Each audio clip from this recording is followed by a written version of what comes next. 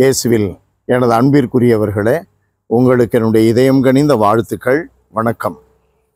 அன்பானவர்களே, இன்றைய நற்செய்தி பகுதி லூக்கா நற்செய்தி 10வது அதிகாரம் 25 37 முடிய, போதகரே, நிலை வாழ்வை உரிமையாக்கி கொள்ள நான் என்ன செய்ய வேண்டும் என்று இயேசுவை சோதிக்கும் நோக்குடன் திருச்சட்ட அறிஞர் ஒருவர் கேட்கிறார். அதற்கு கடவுளை முழு உள்ளத்தோடு அன்பு செய், அதற்கு இணையான மற்றொரு கட்டளை உன்னை அன்பு செய்வது போல அயலானை அன்பு செய் என்று ஆண்டவர் சொன்ன பதிலுக்கு ஒரு கேள்வி எழுகிறது. என்னுடைய அயலான் யார்? உடனடியாக இயேசு ஆண்டவர் நல்ல சமாரியன் கதையை சொல்லுகிறார். இந்த நல்ல சமாரியன் கதையை சொன்ன பின்பு நீரும் போய் அப்படியே செய்யும் என்று இயேசு அந்த திருச்சட்ட அறிஞருக்கு அறிவுறுத்துகிறார். கிறிஸ்தவம் என்றாலே அன்பு செய்கிற ஒரு அமைப்பு.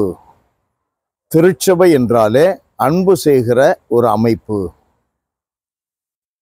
அந்த அன்பை வெளிப்படுத்துவதற்காகத்தான் இரக்க செயல்கள் அடங்கிய மருத்துவமனைகள் கிறிஸ்தவர்களால் நிர்வகிக்கப்படுகிறது. அன்பை வெளிப்படுத்துவதற்காகத்தான், அன்பு செய்து மக்களை உருவாக்கத்தான் ஆர்ஃபனேஜஸ் உருவாக்கப்பட்டது. அதை வெளிப்படுத்துவதற்காகத்தான் முதியோர் இல்லங்கள், சிசு பவன்கள், அதை வெளிப்படுத்துவதற்காகத்தான் சமூக சேவை மையங்கள். இவைகளில் அன்பை வெளிப்படுத்துகின்ற மையங்கள் எத்தனை? இதை நடத்துகின்ற கிறிஸ்தவர்கள் எத்தனை பேர் இயேசு கிறிஸ்துவினுடைய அன்பை வெளிப்படுத்துவதாக இதயபூர்வமாக சொல்ல முடியும்?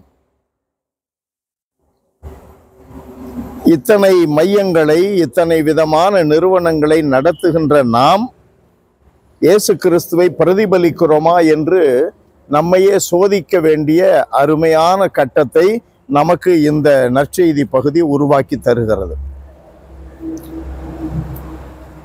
நம்மிடமிருந்து அன்பை பெற்றுக்கொள்ளுகிறவர்களுக்கு நம்மை அன்பு செய்வது போன்ற அன்பை நாம் பகிர்கிறோமா என்ற கேள்வி நம்மிலே எழ வேண்டும். ஒரு பிச்சை போடுவதை போல செய்யலாம், ஒரு பெயருக்காக செய்யலாம், புகழுக்காக செய்யலாம், காசு பணம் சம்பாதிக்கிறதுக்காக செய்யலாம், உண்மையாகவே செய்யலாம். நாம் எதற்காக செய்கிறோம்?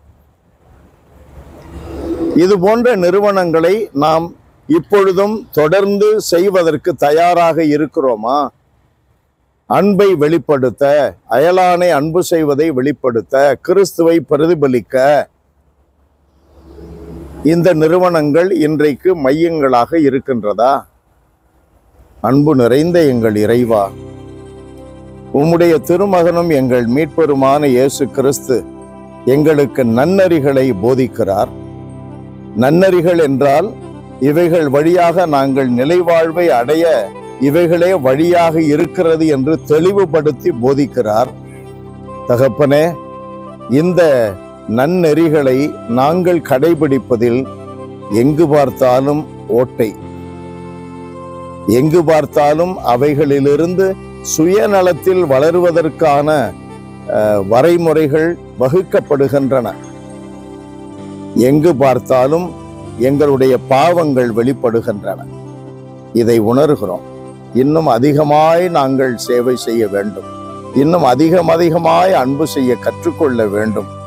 உம்மீது நாங்கள் கொண்டிருக்கிற இதயபூர்வமான அன்பை நாங்கள் மற்றவர்களிலும் நாங்கள் செலுத்தும்படி எங்களை வலுப்படுத்தும்.